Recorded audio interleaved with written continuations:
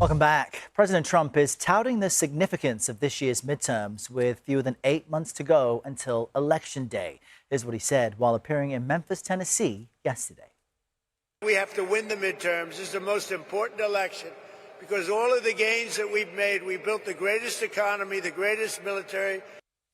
The president is seeking to retain his unified grip on Washington come November. At this moment, Republicans hold slim majorities in both the Senate and the House.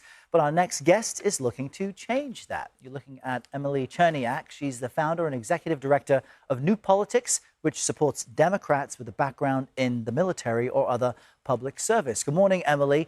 So tell us, what sets candidates with this type of service background apart from other more typical Democratic candidates? You know, they were leaders first before they became politicians.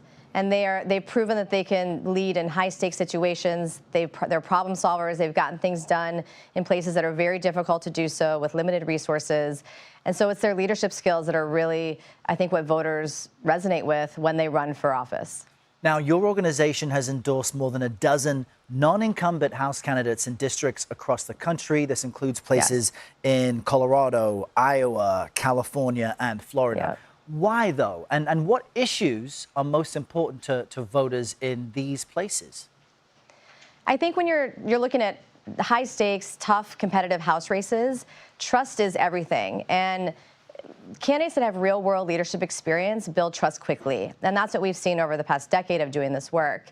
And so they're able to connect from people from all different backgrounds, and they're able to win in places that are very hard to win and stay elected.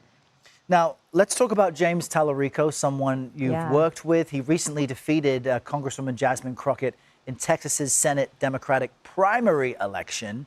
How, in your view, is he a blueprint for other Democrats running for office this year? And where might be some of his weaknesses? I think James is exactly the kind of leader that we're talking about. He's values-driven. He's service first, community first. You know, we knew him first when he ran for state rep, and he won a very red district in the state house in Texas. And he also was battle tested. He's a very effective leader. He got significant work done in a Republican majority when he was in the state house, and he made people's lives better. So he's a problem solver, and he's able to connect with people from all different backgrounds because of his leadership experience. And that is why I think he'll be able to win in November. All right, we'll continue to watch all of that closely. Emily Cherniack, thanks for joining us.